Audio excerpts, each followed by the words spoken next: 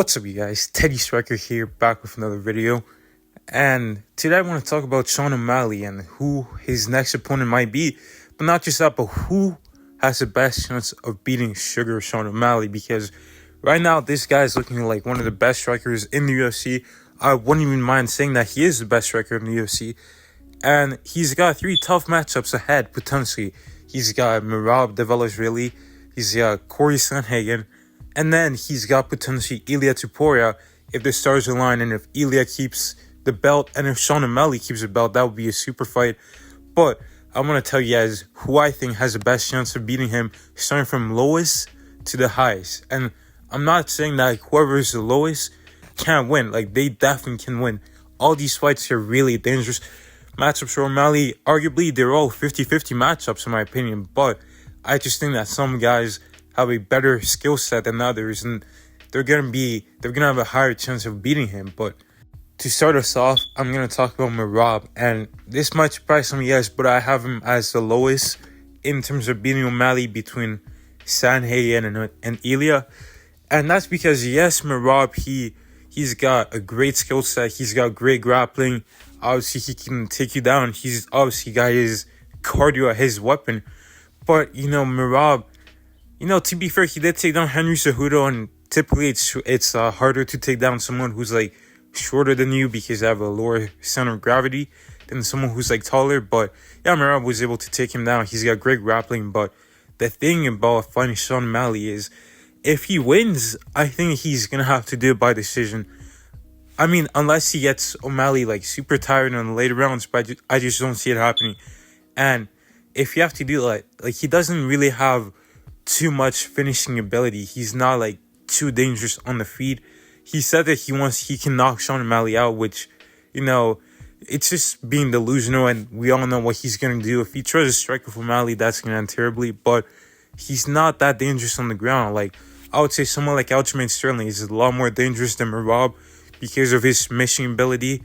But Merab, like, he's just got that cardio over Aljamain Sterling. And yeah, for example, like Aljamain Sterling, he was able to hold Peter Yan down a lot better than Merab was. And Merab, he was shooting like 50 takedowns, but he wasn't getting that much control time. And against Sean O'Malley, when you have to deal with him for 25 minutes, that's 25 minutes that he has to catch you potentially. And I don't see Sean O'Malley getting too tired, because we've seen in the Peter Yan fight, when Yan was taking him down over and over, O'Malley wasn't like getting gassed out. He wasn't, losing that much energy. He still was operating well on the striking. So I don't see Merab, being able to finish him. I just think that O'Malley has a good chance of catching him at some point. That's not to say that Merab can't win though, but I just feel like he has the least amount of chance of beating him compared to these other guys. And now the second best chance of beating O'Malley is Corey Sandhagen. And Corey Sandhagen, he might be fighting Umar Nurmagomedov. He called him out for International Fight Week because he knows that Merab is next, so he wants to stay active. And Corey Sandhagen is a much better striker than Merab. He's a much better striker than Chito. I don't think he's a better striker than Peter Yan, but he's still a great striker and styles make fights. He's got a great gas tank. He trains at elevation.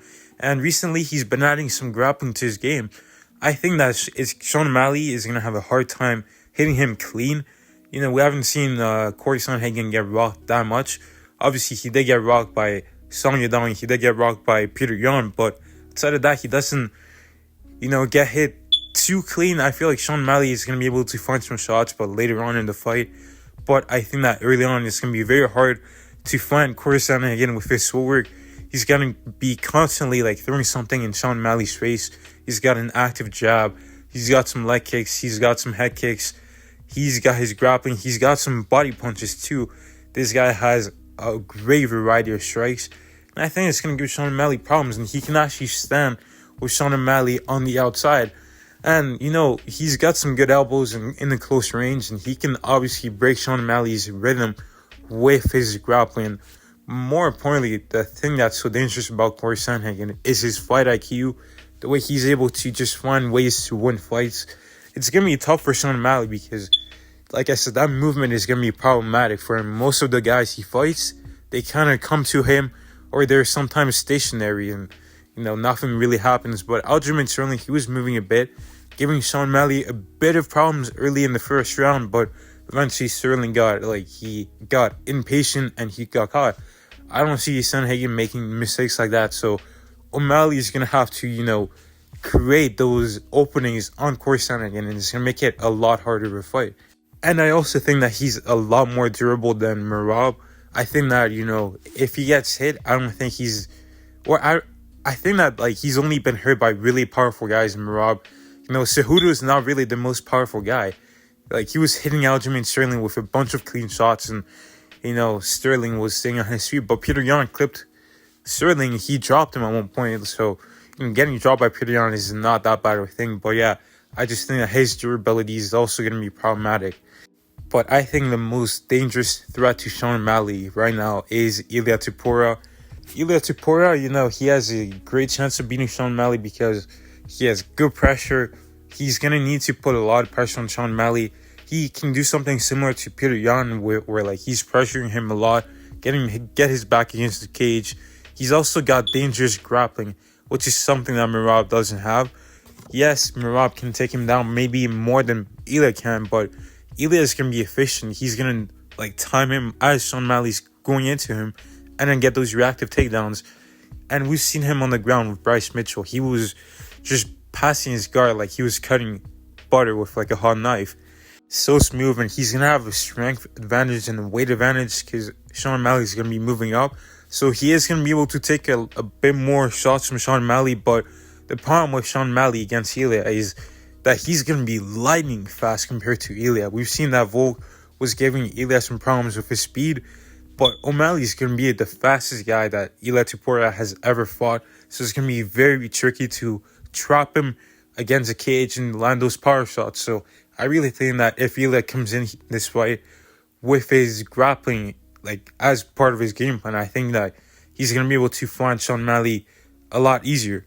And when he gets in close and he gets into that pocket of Sean O'Malley, those body shots are going to be lethal. We've seen that Cheetah was able to hurt Sean O'Malley with a nasty body shot. And we've seen Peter Yan put hands on Sean O'Malley's chin. And it's going to be tough. I don't think Sean O'Malley is going to be able to take some of those shots. If Ilia is able to cross the distance and get in range effectively. So it's going to be tough for Sean O'Malley in close range. He's going to have to keep it at mid-range to long range the whole fight. But eventually I think that Ilia is going to be able to find him. But that's not an unwinnable fight for Sean O'Malley because Ilia overextends a lot. So he's going to be able to be countered by Sean O'Malley. And also, one of Sean O'Malley's best weapons is his front kick, so he's going to be able to keep Ilia at range. But also his knee. We've seen his knee be very dangerous. He cut out Peter Yan with that knee. It's very accurate too. And he was able to rock Cheetah, or maybe not rock Cheetah, but he definitely broke something in maybe his orbital bone. And yeah, he's very dangerous with that knee. He doesn't need to jump. He can get a lot of power and speed just from throwing it up like that. So that's going to be very dangerous for Ilia, who's very short. And he kind of makes himself shorter with his stance, with the way he's wide and everything. And those kicks are going to be dangerous. And Ilia doesn't really have a lot of long range attacks, so that's going to be dangerous. But yeah,